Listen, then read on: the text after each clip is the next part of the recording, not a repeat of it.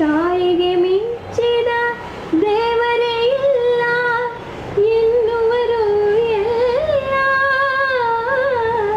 ತಾಯಿಯ ಹಾಲಿನ ಅಮೃತವನ್ನು ಸವಿದವರೇ ಇಲ್ಲ.